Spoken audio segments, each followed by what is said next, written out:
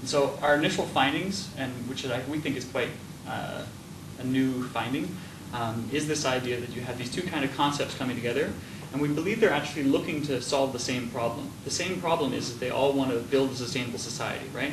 So organizations are trying to do that by saying, okay, we're an organization, how do we, help deal with society problems? And only recently have started saying, oh God, maybe the environment's a problem, maybe we're going to run out of resources, right? And on the other side, you had environmentalists who are saying, oh God, there's serious problems, but only recently have they said, well, what does this actually mean at an organizational level, right? And companies, only the last couple of years, have said, well, you can keep telling us about these problems, but unless we can make this implementable, then we're going nowhere here. So that's kind of this new finding. So, and that's where we came to this bridge where hopefully we can bridge this communications gap by saying these two camps can actually talk to each other, and they can do it over finding a shared vision of a sustainable society. That's been way longer than I thought it would. Sorry. That's good. So, yeah, so long story short, as the research suggests, is they are emerging. Thank you, Neil. Fine, yeah. And yes, so from what we did, we undertook quite a lot of research in this area, and 70% of the respondents actually supported that position, whereby there was that different perspective that CSR took compared to sustainable development. When we looked at other areas of research, what we found is that social responsibility literature lacks an understanding of the relationship between the economy and the environment. There's a misunderstanding or a misrepresentation within this field. We read scores and scores of journals and books, and only a few, I think it was 4 or 5 really, that identified the relationship and the need for a sort of the foundation for the environment which would support society and organisations above it. And this is a sort of fundamental issue which is completely ignored by most of the literature there. And whether there's issues because the market doesn't want to hear about that, we didn't look into that. But there's some interesting reasons, I think, behind it why that is a particularly important area. What we also did was undertake quite a lot of research. As Anastasia mentioned, that we undertook 3 online surveys. Each survey built on the results that we took from the previous piece of research. There's an iteration every time, which is very, very much focused on the third online survey, which gave us some incredibly strong results, including the fact that 90% of respondents agreed that sustainable development and organisational social responsibility share an ultimate goal of moving towards a sustainable society. This is great because if you think about it, you have the traditional social responsibility camp and the sustainability camp. They all agree that sustainable society, or most of them agree that sustainable society is the ultimate goal. So we have something to work towards, and now it's a matter of really defining what that sustainable society is and how we actually achieve that. But it's a really strong position to work from. We also got a very high response rate and agreement that what will happen with OSR guidelines, they'll eventually become part of an organisational social responsibility guideline. Almost identifying really that social responsibility is kind of the first step. It's one of the core requirements to meet, which will be under the umbrella of organisational sustainability. I think at the moment organisations still aren't ready for that bigger leap, but what we're trying to do and what we've done with the recommendations that we've made is to illustrate that this is the ultimate and the logical outcome, really, that organisational sustainability guidelines are very important. What we also found, and some of the results later on that Neil will mention, is that there was a very strong support of our positions. We researched, we tested, and we further researched and tested. And what came out that people actually agreed with where we're coming from. The principles and core components of the SSD were held to be, part of the solution that we're really looking for. When it comes to key findings, we also looked at how, how organisational social responsibility and organisational sustainability could be compared. And you can almost look at organisational social responsibility as they're looking really sort of almost from the silo perspective. These are very focused on particular areas, and I think that's been a problem with social responsibility because if you look at social responsibility, it looks at human rights and consumer issues and so on and so forth. And they tend to be very much stakeholder-driven from particular personal or group mentality. So they kind of fight amongst each other, but they don't really have a common goal, really. Whereas if you look at organisational sustainability, if we have these non-overlapping principles, then we have got something really strong to work from that you can't argue against, that everybody's going to work towards.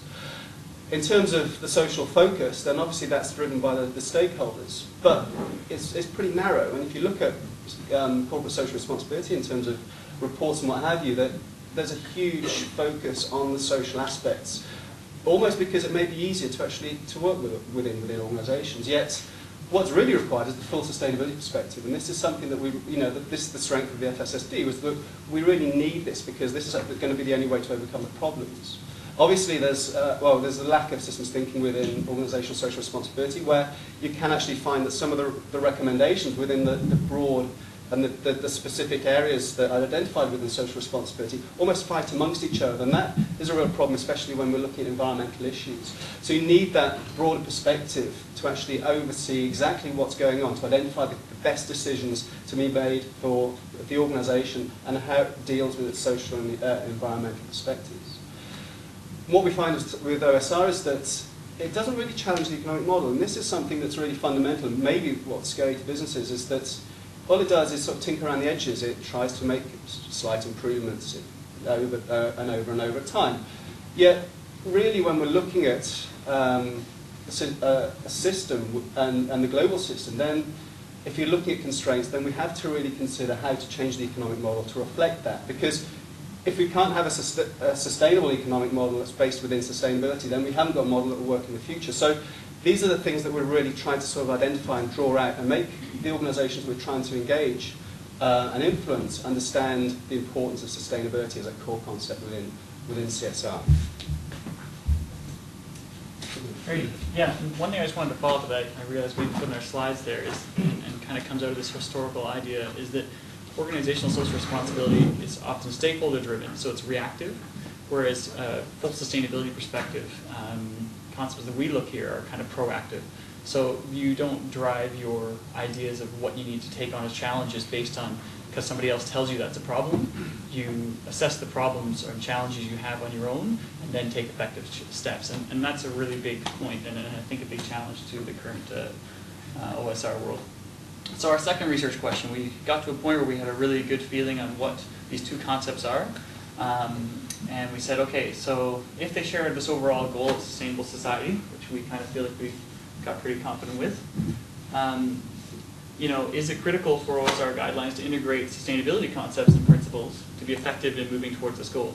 So maybe there's something else out there that's going to help OSR, move towards that goal. So that was our first part of the question. And the second part is, surprise, surprise, SSD can solve our problems. So we said, okay, what parts of strategic sustainable development as a representation of sustainability concepts could be integrated into OSR guideline to help organizations moving towards this goal, right? So these are really exciting things. So let's see what we got for some results here. 89%, we've seen this one before, it's kind of funny on some level, but I'll explain it a little more. 89% of the mirror group members of the ISO 26000 in the survey agreed that the organizations are within the environment.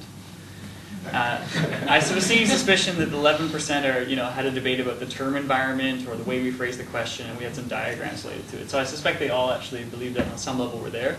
But what is really interesting for us is that let's say 100% of them agreed with that, because we're all kind of have a humorous thing, and that was brought up to us by our advisors a number of times. It's like, why would we even bother answering that question? And the reason is because if you truly believe that, then you would have to force yourself to look at a full systems perspective. And so that was our main discussion point when facilitating meetings with them, was, okay, so we got everybody in the kind of the room around the mirror group, and they all kind of had the same kind of feeling you guys had, which was like, well, that's kind of obvious. And then we said, well, if that's obvious, then how come you have these big points that clearly show a lack of that understanding? And so that's kind of, yeah, we said it a little nicer sometimes. Not too much nicer, I have to tell you.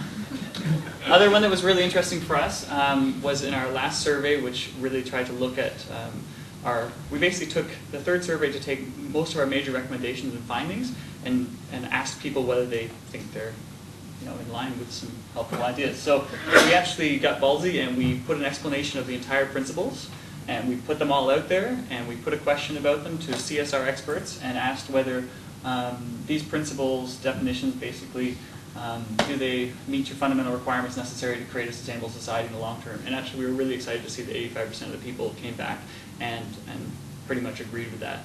And for the most part, even the people who weren't in that 15% didn't say, no, these are way out.